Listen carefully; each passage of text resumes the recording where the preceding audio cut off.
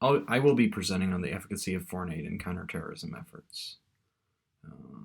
All right. Research question and motivation. So I looked at a couple research questions. The main one was, what is the primary objective of counterterrorism foreign aid, and is it effective in countering terrorism and achieving that goal? And, as a subsidiaries to these two questions, I also looked at what determines the allocation of foreign aid for counterterrorism efforts and what determines its effectiveness. And the reason I wanted to look at this is because, well, for my entire life, the U.S. has been at war in some form or other with, as a part of the war on terror.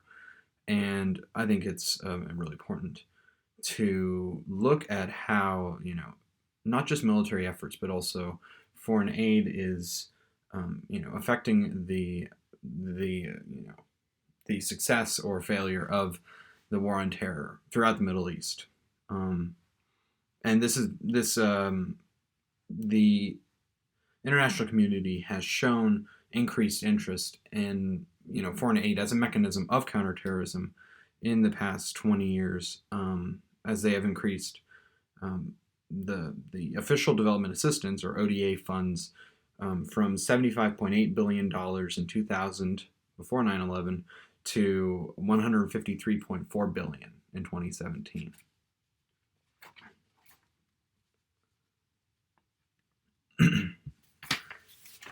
Aid allocation and its objectives. All right. So I first looked at how I found that there's not a lot of evidence that foreign aid counterterrorism budgets correlate at all with the aggregate number of terrorist incidents in a recipient country. And countries that host terror groups are actually not more likely than countries that don't to receive foreign aid for counterterrorism purposes. So because counterterrorism aid allocation is not determined actually by terrorist incidents, it follows that the primary goal of foreign aid is probably not to counter terrorism. What I found is that aid allocation is mostly determined by donor regime political objectives, and if those align with recipient regime, efforts to survive. And so some of these donor country objectives, and these donor countries are overwhelmingly democratic regimes, Western regimes. Some of these objectives include shoring up domestic political support for the regime and solidifying the domestic economy. Another possible explanation for attracting donor aid is that it will increase the influence of donor regimes in recipient regimes, political influence. So without aid, recipient regimes, because there is little cost for them to make policy concessions to terror groups, are more likely to come to quick settlements with them. Have a peace conference of some sort. However, foreign aid can change that equation, because it can become much more, politically beneficial for regimes to get income from foreign aid than to come to a quick settlement of a terrorist dispute. So because of this, foreign aid, counterterrorism foreign aid, can actually prolong military conflict rather than accomplish any objective in a timely manner. And so what this is an example of is it's a aid for policy deal. And donor country policy objectives, because they are democratic, are determined by the constituents. And currently constituents are much more interested in having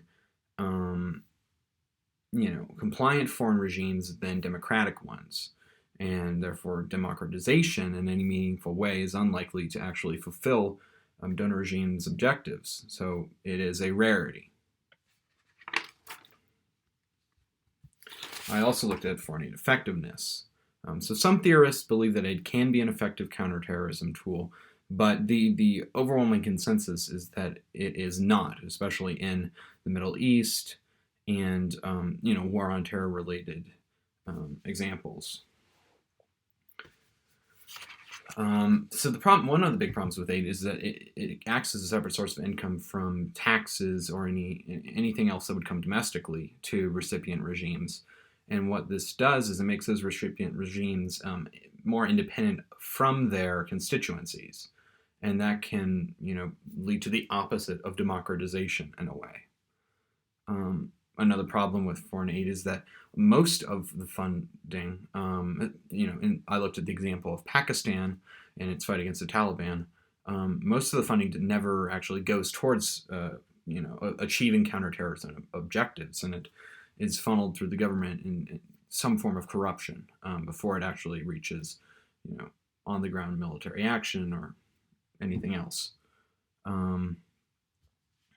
Another finding, especially in regards to Pakistan, is that recipient regimes are also more likely to use foreign aid, which is intended for counterterrorism efforts, to go towards regional rivalries. In Pakistan, this was with India, and a lot of foreign aid money went actually to developing the nuclear arsenal and military capacities against India of Pakistan, rather than fighting the Taliban. And the biggest problem I found is moral hazard, where there is actually little incentive for recipient countries to fight terrorist groups, because donors give aid as long as the campaign is ongoing, and they'll take aid away when the Taliban, for the example of Pakistan, is defeated. So Pakistan's regime wants to prolong the military conflict so they can keep receiving foreign aid as a source of income. So in that way, it also prolongs, terrorist conflicts.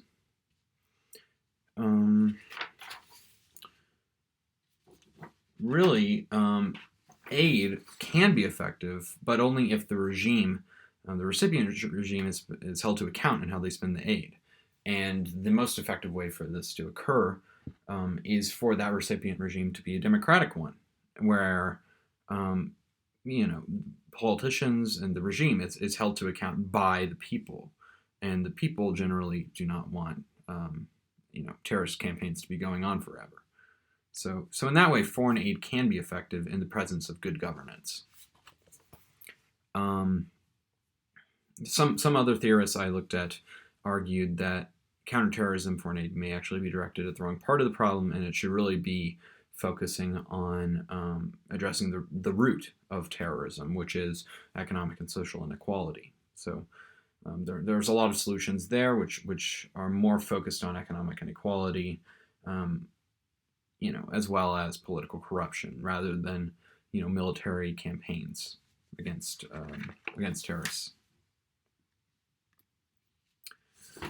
So in conclusion, counterterrorism foreign aid has largely not been effective in defeating terrorist groups, and it has, however, been effective in promoting U.S. interests in terms of maintaining, donor-compliant regimes in terrorist affected areas, which really speaks to the actual goal of counterterrorism. My research project, there's a lot more ways it could be extended, and one of these is in looking at first deprivation theory, which identifies economic deprivation as the primary catalyst for terrorism. And I sort of talked a little bit about that at the end, but a lot more could be gone into there, looking at it empirically and seeing whether it holds up, and possible solutions based on that.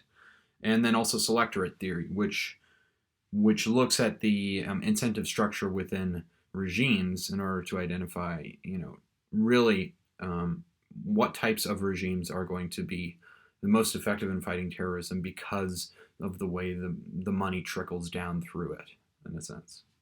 Thank you.